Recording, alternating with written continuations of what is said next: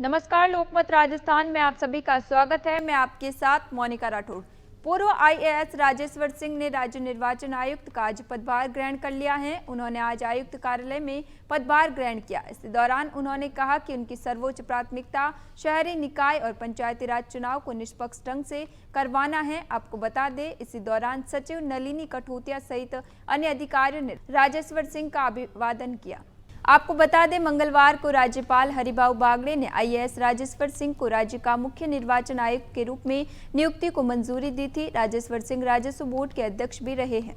इससे पहले वह ग्रामीण विकास और पंचायती राज विभाग के अतिरिक्त मुख्य सचिव भी रहे हैं। उन्होंने जयपुर कलेक्टर और संभागीय आयुक्त के साथ कई अन्य विभागों के प्रशासनिक मुखिया के रूप में भी काम किया है। वहीं मीडिया से बातचीत करते हुए राजेश्वर सिंह ने कहा कि जो निकाय और पंचायत राज चुनाव होंगे, उनके लिए प्रशासनिक और सुरक्षा को लेकर हमारे द्वारा विशेष कार्य किए जाएंगे।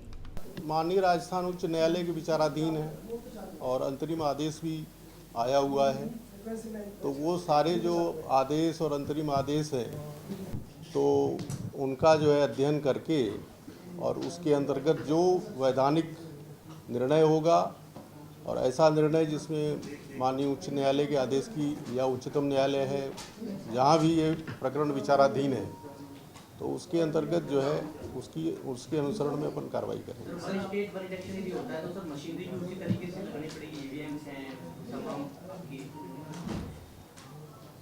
तो वो तो मशीनरी वगैरह लगेगी जब मतलब भारत सरकार या भारत का जो प्रशासन है वो संसदीय चुनाव कराता है, विधानसभा के चुनाव कराता है, तो उसी तरह से जो हमारे ये पंचायती राज संस्थाओं के और नगरीय निकायों के चुनाव होंगे, तो जो भी प्रशासनिक व्यवस्था कायम करनी होगी, जो पुलिस व्यवस्था कायम करनी होगी, कानून व्यवस्था का नियंत्रण करना होगा, आचार संहिता की अनुपालना करनी होगी, तो वो सारी कार्रवाई अमल में लाई जाएगी। सर, आपका लंबा चौड़ा प्रशासनिक अनुभव भी रहा है, क्या बिना संविधान संशोधन के एक राज्य एक चुनाव या एक देश एक चुनाव कराना संभव लगता है? देखिए, अब ये क्या है कि एक जटिल प्रश्न है और ये अभी न्यायालय के विचाराधीन है।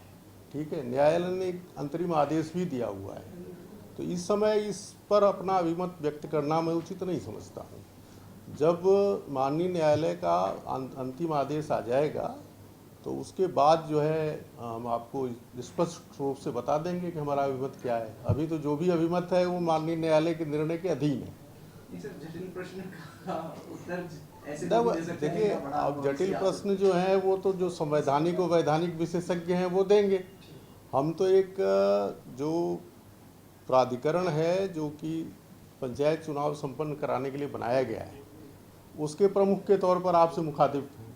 ठीक है ना, तो ये हमारे देश में बहुत से संवैधानिक वैधानिक विशेषज्ञ हैं और आप लोग खुद ही विशेषज्ञ हैं। ठीक है, तो आप जो है इसका विश्लेषण करिए, अध्ययन करिए और हमें जो कहना था वो हमने कह दिया, क्योंकि अब इससे जो संवैधानिक प्रावधान है वो आपको पता है, जो नियम कानून बने हुए हैं वो पता है, और जो न्यायालय के निर्णय है वो भी आपकी अच्छी तरह जानकारी में है, जो अंतरिम आदेश है वो भी जानकारी में है।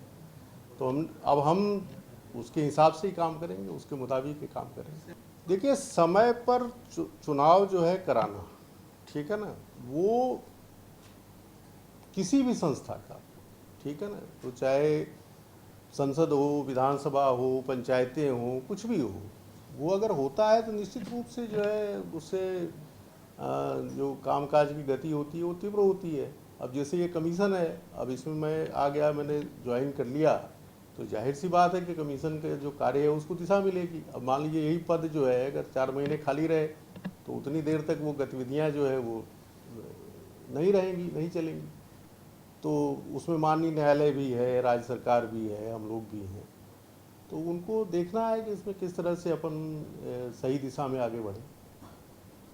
सर, एक वोट चोरी के बड़े आरोप लग रहे हैं, देश में चल रहा है अभियान, तो क्या ये है वोट चोरी होते हैं, क्या मामला है? क्योंकि बड़ा संवैधानिक संस्था पर वोट चोरी ऐसे आरोप लगना बड़ा सवाल है।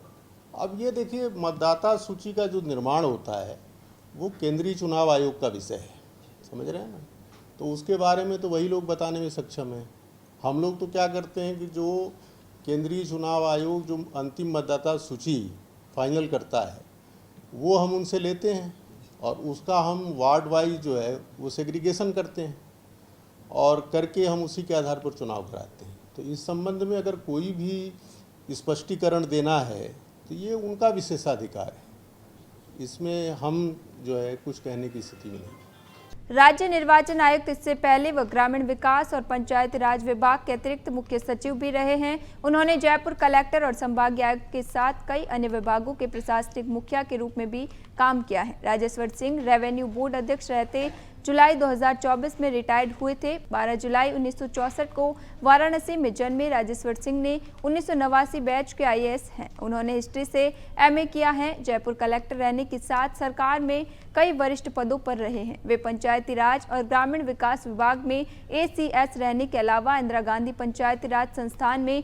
DG रह चुके हैं। उनके पास पंचायती राज का लंबा प्रशासनिक अनुभव है। जयपुर के संभागीय आयुक्त और कलेक्टर रह चुके हैं। राजेश्वर सिंह सचिन पायलट के डिप्टी CM रहते हुए उनके विभाग ग्रामीण विकास और पंचायती राज के ACS रहे।